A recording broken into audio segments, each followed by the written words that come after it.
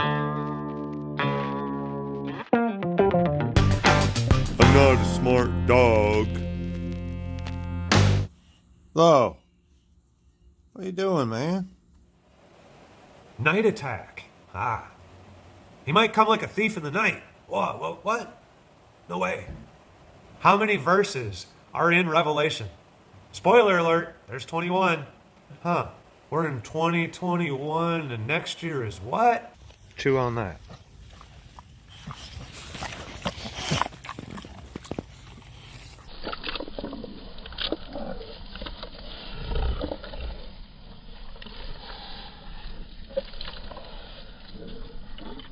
Am I right? I don't know. I don't even know what I'm saying half the time. Hey there! Welcome to the channel. Frank Kosher here. If your hot dog's in a pickle, you call Frank Kosher, eh?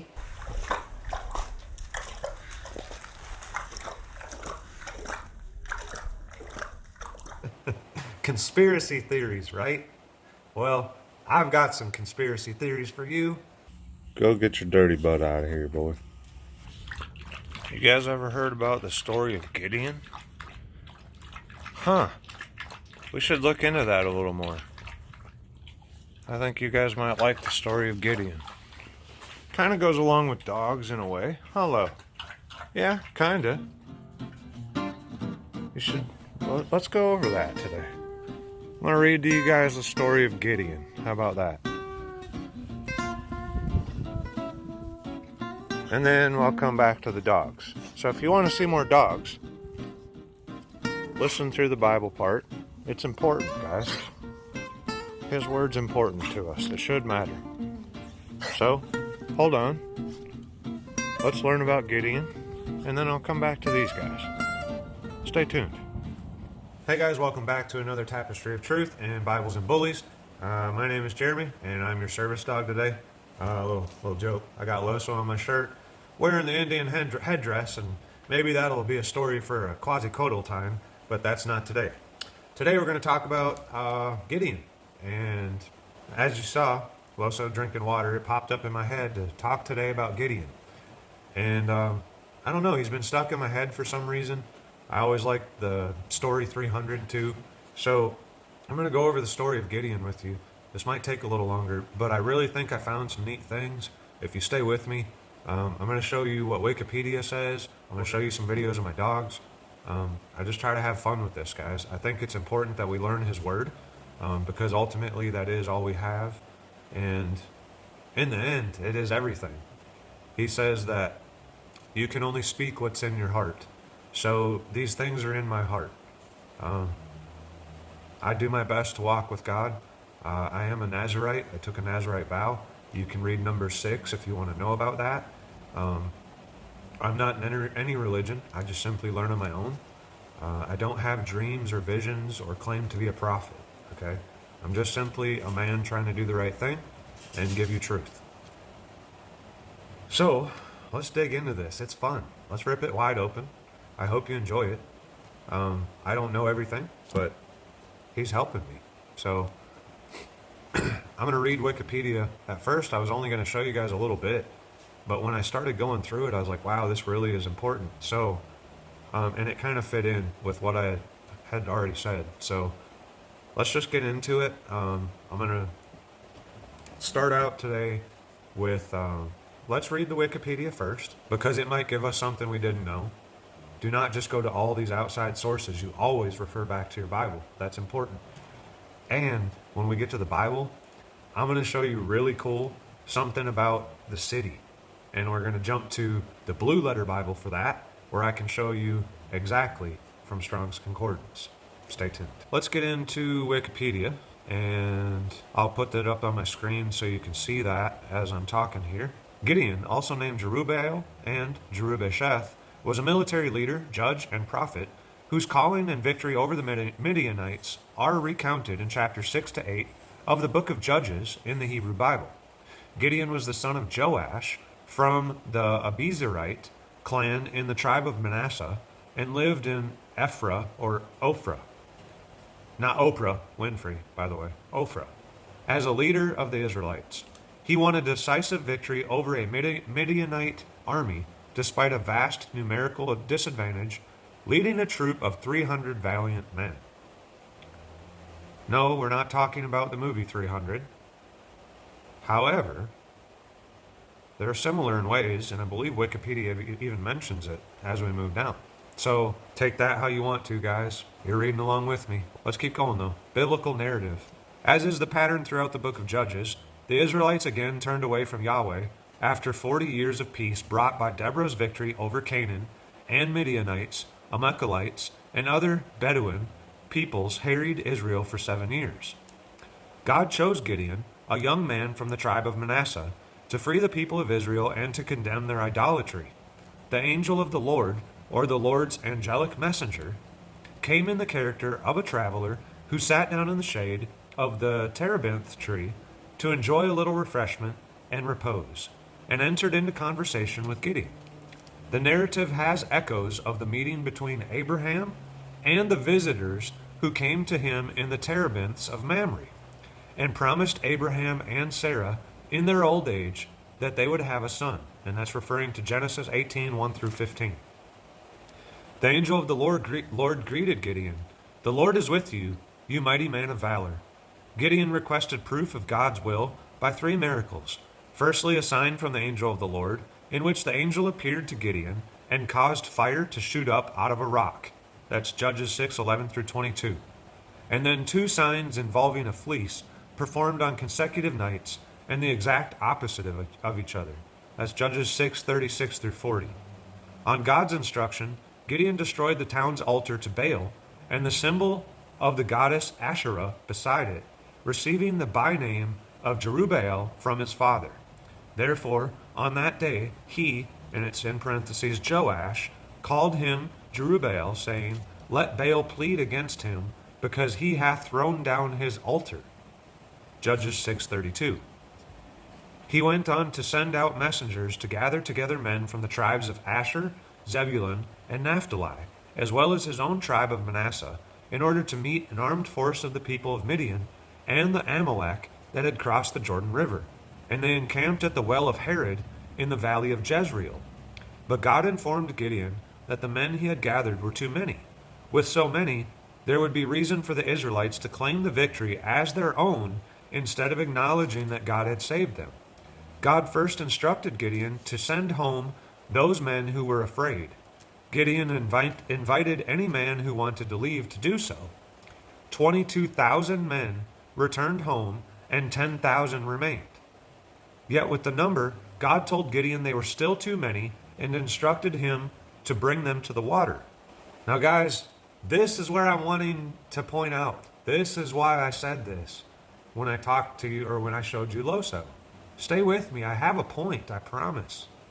Hey, let's continue. It says, "All those who lap the water with their tongues as a dog laps, you shall put to one side. All those who kneel down to drink, putting their hands to their mouths, you shall put to the other side." The number of those that lapped was 300, but all the rest of the troops knelt down to drink water. Then the Lord said to Gideon, "With the 300 that lapped, I will deliver you, and give the Midianites into your hand. Let all the others go to their homes." And this is Judges 7, 4 through 7. You know, guys, I'm actually probably not going to read in the Bible today, because I'm going to point out the city to you additionally, but this is honestly covering everything I wanted to cover so far. And that was the main part, that God picked these men by how they drank water. And it was important that they lapped it up like a dog. Now, when we fully dig into Rahab, she was a Canaanite, and Canaanites were described as dogmen. Now, Rahab was saved, and I believe she's also linked to the bloodline of the Messiah, the Christ, God's Son, the one that was sent to save you. That means that he redeemed all flesh by coming from Rahab. And God is showing how he even uses his dog-like people to do his work. So while everybody is sitting here making fun of those that aren't well-schooled or well-educated or anything, those of us that have had to scrap and scrounge and learn on our own, because everyone around them has lied to them. They call us dogs, okay? Like we're looked down upon by these people. They call themselves the elite. Well, God used the dog-like people, get it, to do his work. It was his dirty work, too. Guess what, guys? That's probably going to happen again, but that's not a story for today. Today, we're going to continue in Wikipedia and Blue Letter Bible. I'm not even going to read Judges 6 through 8 now. We're just going to continue. But I want you guys to read it on your own. I read it before this. I've read it before. I'm going to read it again because I always pick up new stuff too. But this popped in my head today. It's got to be important for some reason. And I'm going to show you guys some links, man. Let's get some truth now. Night attack. He might come like a thief in the night. What? No way. You think it matters? You think that it's all just random and coincidence, right? Conspiracy theories, right? Well, I've got some conspiracy theories for you, but that's a story for another time too. Let's go over night attack in Wikipedia. During the night, God instructed Gideon to approach the Midianite camp.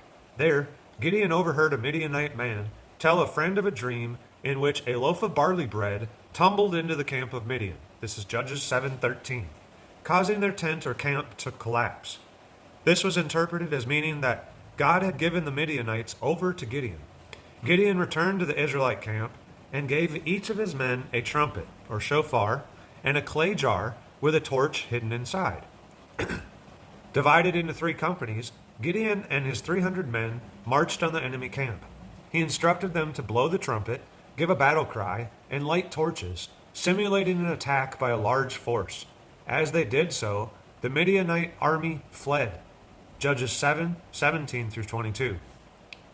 Gideon sent messengers ahead into Israel, calling for the Ephraimites to pursue the retreating Midianites and 2 of their leaders, Oreb and Zeeb. Gideon and the 300 pursued Zebah and Zalmunna, the 2 Midianite kings. When he asked for provisions in his pursuit, the men of Sukkoth and Peniel, Peniel?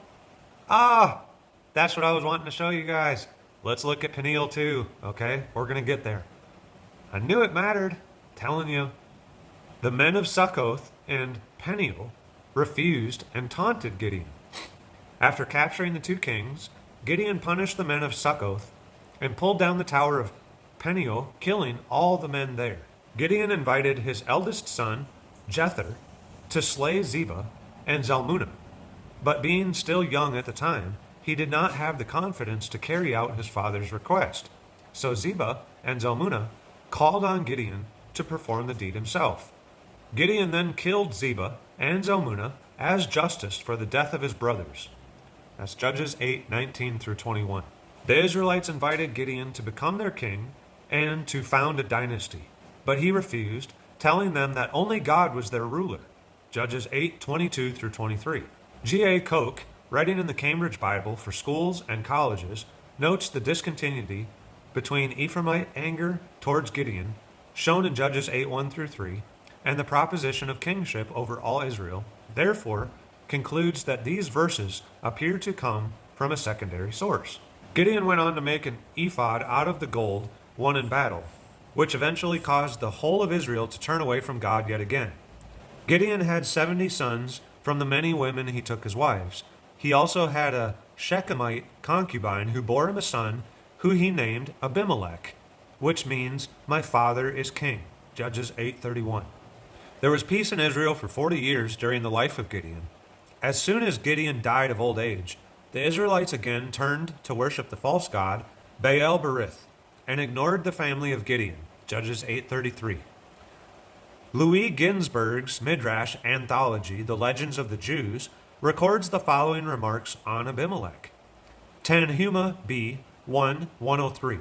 The parable of Jotham is said to refer to the prominent judges Othniel equals olive tree, Deborah equals fig tree, Gideon equals vine, Elimelech equals bramble.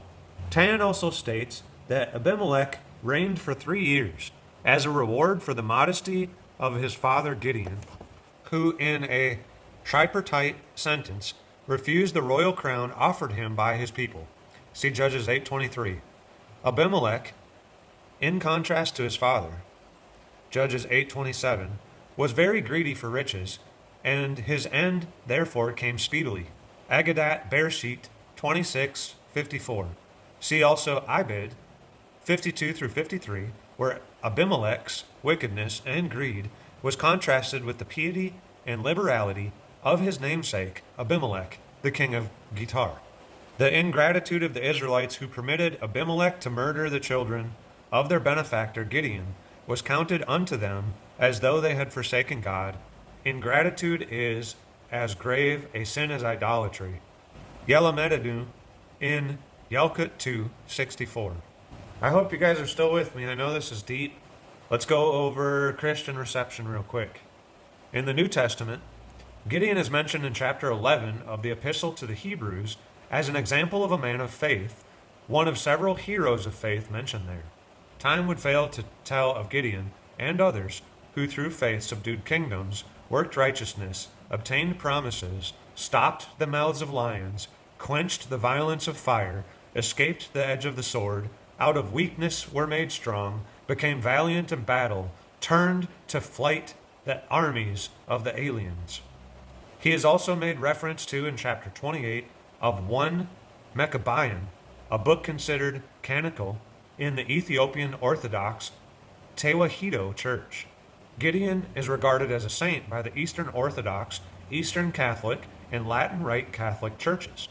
He is also commemorated together with the other righteous figures of the Old Testament. On the Sunday before Christmas, fourth Sunday of Advent, he is commemorated as one of the saints of the Armenian Apostolic Church on July 30th.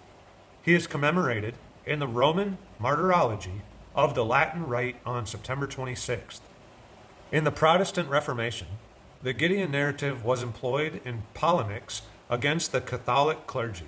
Hans von Roots Gideon, 1540, compares the removal of saints' relics from churches to Gideon's destruction of Baal's altar. Gideon's International is an American organization dedicated to Christian evangelism, founded in 1899, dedicated to the distribution of free Bibles. The organization's logo represents a two-handed pitcher and torch, symbolizing the implements used by Gideon to scare the Midianite army. Last, but certainly not least, this is important, and then we're getting in penial. Hang with me, guys. Gonna blow truth wide open over time. I told you, it'll take time. I've even taught myself things. But it's not me, see? It's the Spirit teaching me. That's what he told us. Follow me. Military references. This part, it's good. Follow along. Much like the 300 Spartans at Thermopylae, Gideon has become symbolic of military success of a small elite force against overwhelming numerical odds. The 12th century poem of Ameria invokes the strength of Samson and the sword of Gideon. In the context of Reconquista of Almeria, led by Ponce Giraldo de Cabrera, 1147, Benedict Gleding, 16th century, invokes the sword of Gideon in a call for a pious and confident defense of the old Swiss Confederacy against the threat of the Franco-Ottoman alliance. The Gideon narrative was invoked by Covenanter commander Archibald Strachan prior to Battle of Carbisdale, 1650. The Gideon force was a small British-led special force in the East African campaign during World War II. El Junquito raid, codenamed Operation Gideon in 2018 and Operation Gideon 2020, were dissident military operations in Venezuela. Okay, now, I know if you've been waiting on penial, we're going to go look that up. So, let's go to, just type in Blue Letter Bible in Google, and then click on Blue Letter Bible. Go up into the verses, type in Judges 8:8, because that's what we're going to be looking at today for the name. And here on this side, you can click different versions of Bible if that's what you want to do. We're looking at Judges 8:8, and he went up thence to Penuel. Well, I was curious about Penuel. So I clicked on Tools, and up pops your Masoretic text. So you can read that in Hebrew backwards if you want to compare. But what I'm interested in is go down to Strong's, and it says thence to Penuel. And it has Strong's Concordance number H6439. Click on that.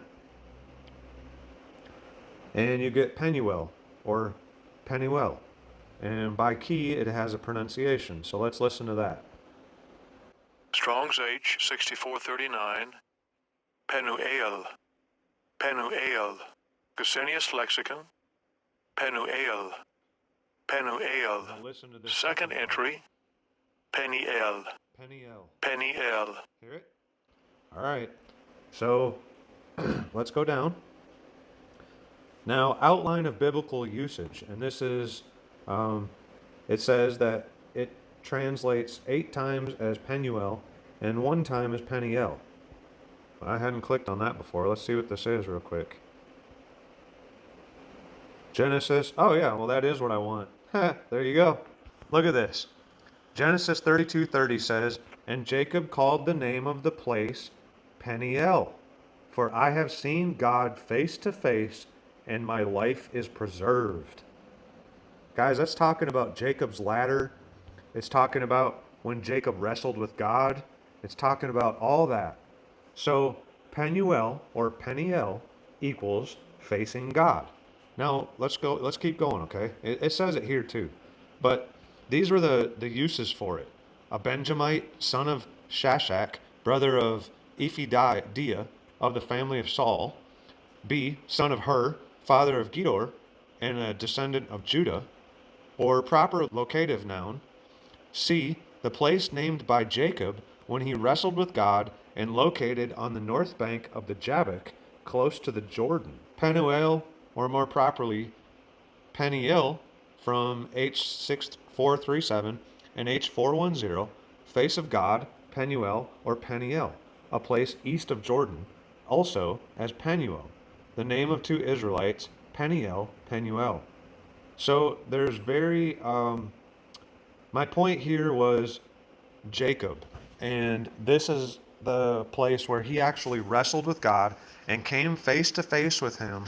If you don't know that story, guys, go look it up, okay? It's talking about, let's see the scripture for you there.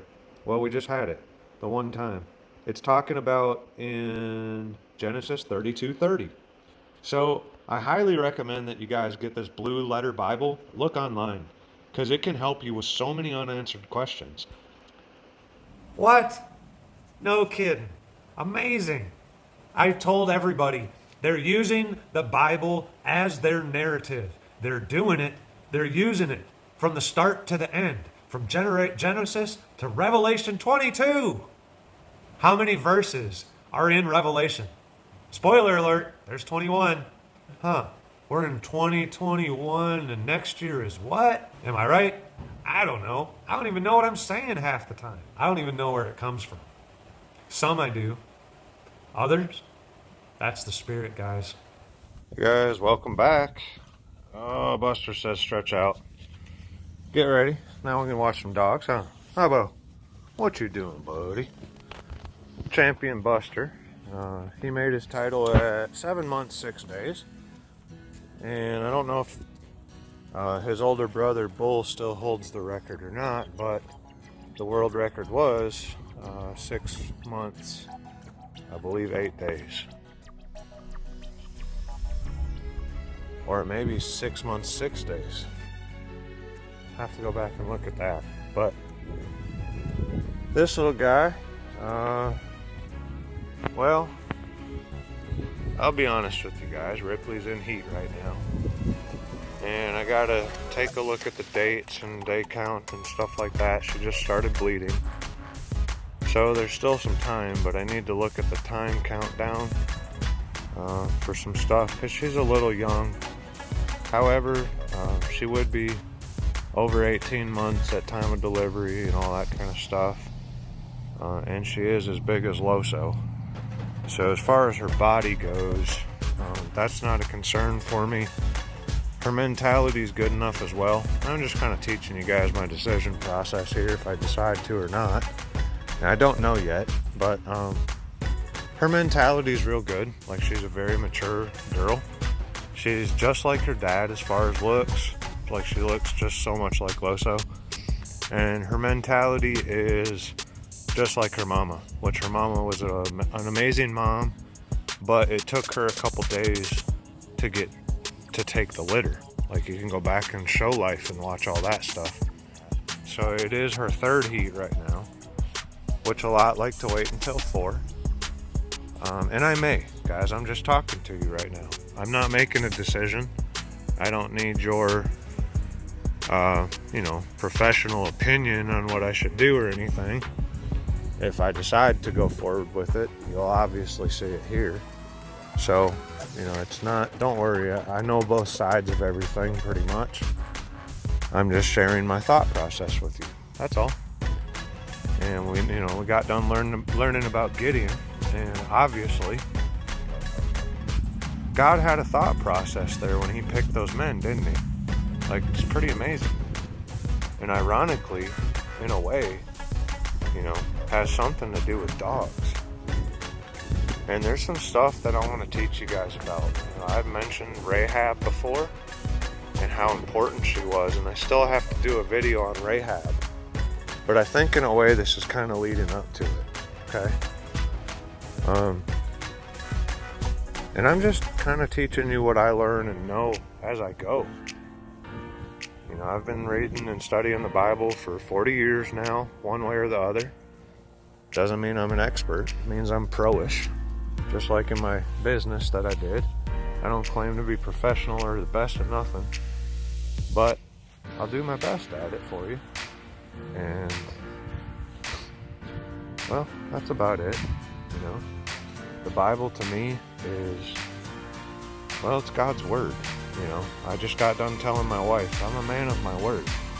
It's all I have. And it's very important. If a man doesn't uphold his word, what good is he?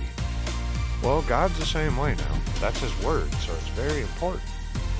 And he's going to uphold it. That we can bet on. Like he told us. He doesn't promise anything if it's not true. He doesn't expect you to give yourself over to him if he's not willing to do the same. He wouldn't have asked, Abraham to sacrifice Isaac if he wasn't willing to do the same thing. Like, he's not a bloodthirsty God or, all these claims out there. That's crazy. You guys don't know the Bible. You don't understand any of it or why things were being done. There's a reason, guys. There's always a reason. We saw that with Gideon today. So let's learn some more. I appreciate you guys sticking around as always. I'll let you know what I decide on Ripley. Just so you guys do understand, if I breed her, my plan is to breed her to this guy right here, Champion Buster. He is a Grand Champion Jaws son, and Ripley is a Champion Loso daughter. So she has Grand Champion Ricky Ricardo behind her, and Rhea had some Dax and different stuff in her. So pretty phenomenal pedigrees. It would be matching up basically Jaws with Grand Champion Ricky Ricardo. Jose Gores and his with Ricky. He's done a lot, and Ricky's a phenomenal producer. Which Bandit right there looks a lot like Ricky, but not quite as big of a head yet. Hopefully Bandit's head gets a little bigger, but not quite. But he's a lot like Ricky, so I'll pop a couple pictures up in here of Ricky Ricardo and Jaws too for you guys, so you know who I'm talking about if you don't already. But you can go back through the show life episodes too. I don't do that anymore. That doesn't mean that possibly at some time my boys may not get back in the ring. I don't know. But it's just not in my scope of stuff right now. That's all. Like, I don't have ill will towards anyone. I love everybody. I'm just hanging out with the dogs. Basically. If you believe in the Bible, that kind of makes sense. You'll understand what I'm saying. But that guy may have breedings coming up this year. If you're interested in using them in your program, I'm open to that. Just get with me. He has been health checked, heart checked, DNA checked by Embark, and heart checked by my vet in Troy. I haven't got a certificate yet, which it may have got sent to the wrong place, so I'll call them and check on that, but everything was good to go. And if you want to see his Embark stuff, let me know. He is a ghost try, which, come here, Buster. I want to get him in the sun. Buster, come here, buddy.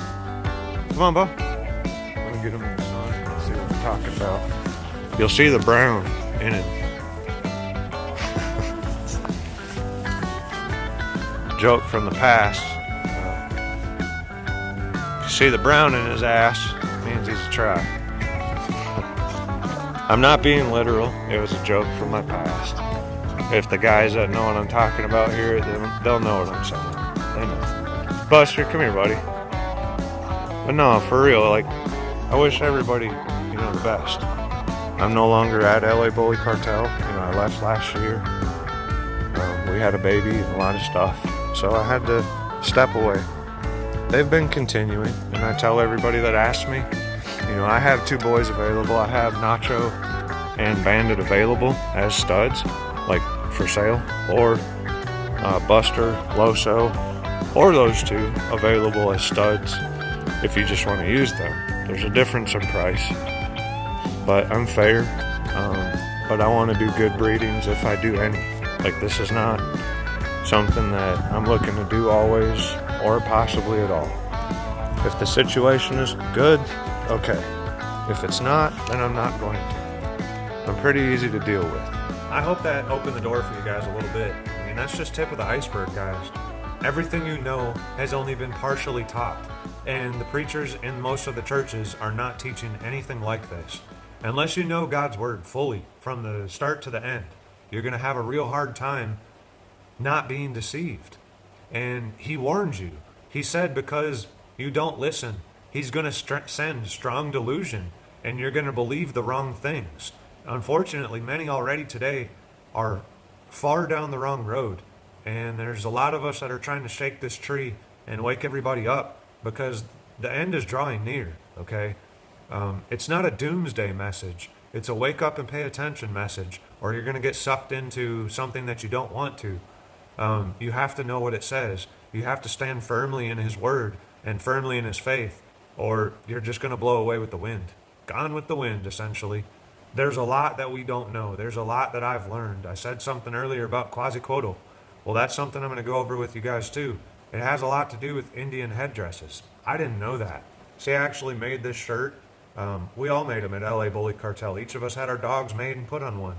Mine is a service dog. Here, I'll show you. See, look, service dog. That's what I am, guys. I'm your service dog. I'm just here to serve you. Understand? I'm here to serve you. I'm here to bring you to the Father. Tell you to repent. Tell you to, be happy, because even in all the terror, all the things that are wrong, he has good news. He has his kingdom coming, and it's not of this world.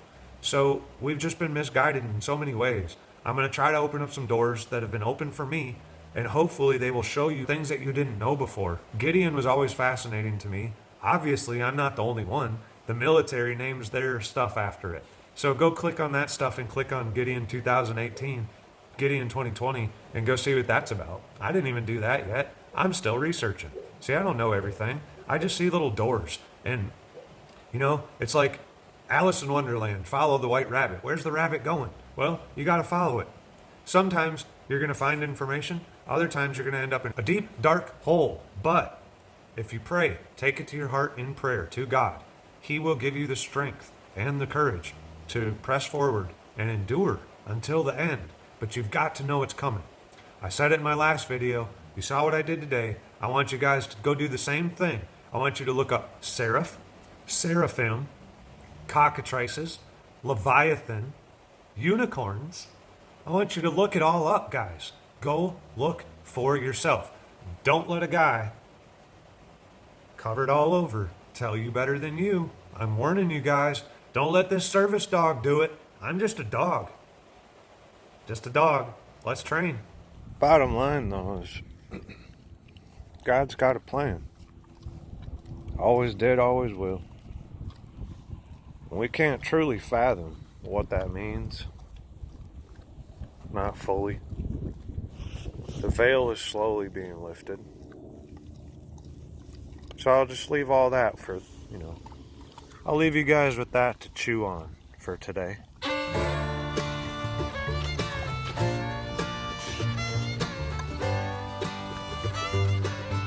Yeah. Chew on that.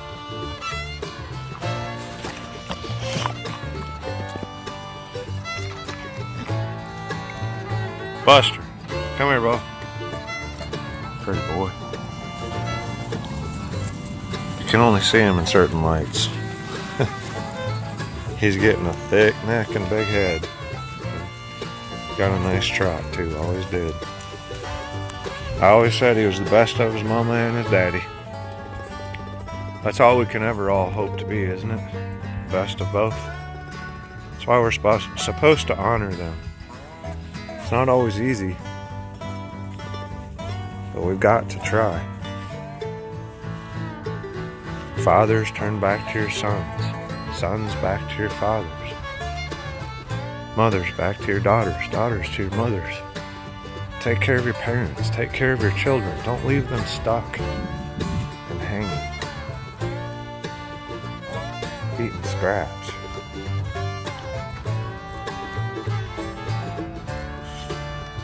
Give them food.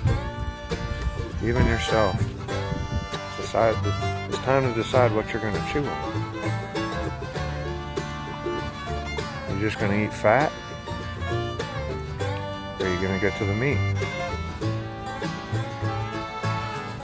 You going to believe what they tell you?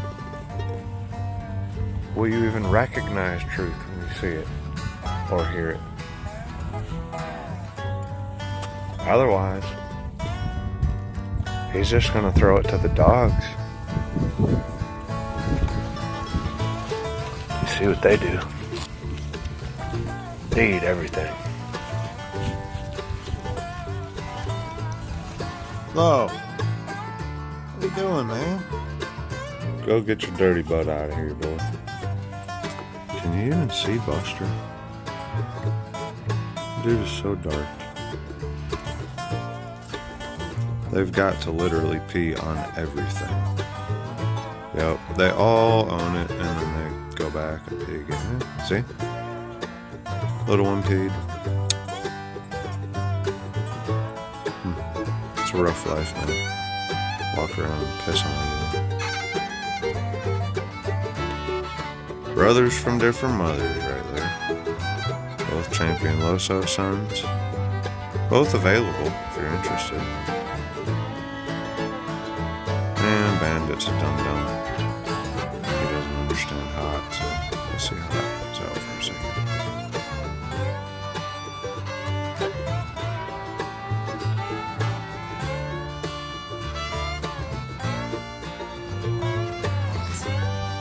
Bandit's an idiot. Look at him, he's covered in ashes.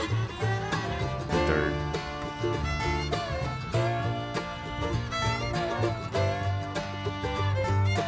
I'm not a smart dog. What are you guys, in the ring of fire? Huh? We're not scared. I can hear Loso growling from here. He's protecting the fire. Boys, before one of you gets burned, get out of it. Come on. Come on, boys. Come on, boys. Loso, Nacho, Buster, come on, boys. Good boys. Alright, that's enough.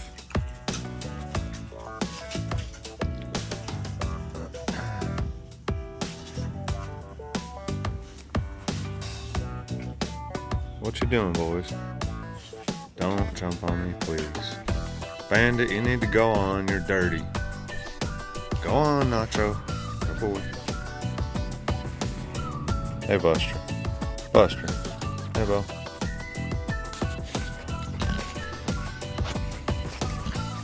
Oh, hey, buddy. I see you. Alright, get down. Get down. Buster. Get down, man. Good boy. You got a big head, dude. You too. You guys are dirty. Damn dirty dogs. Huh. Yeah.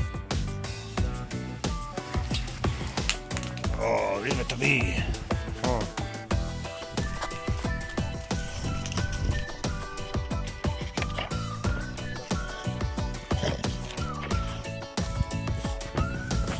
Why are you guys always trying to jump and get the camera?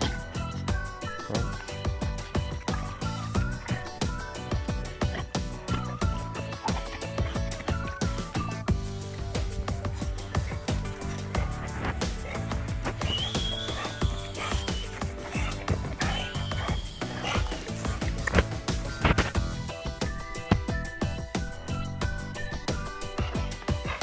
Mud holes. You do that, boy?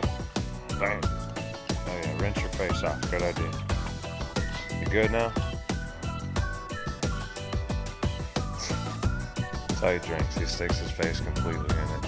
I'd rather him do it there than in the bowl, because I gotta change your bowl water out about 6 times a day. I have 9 dogs. Good idea. Yep. Alright, I'm out.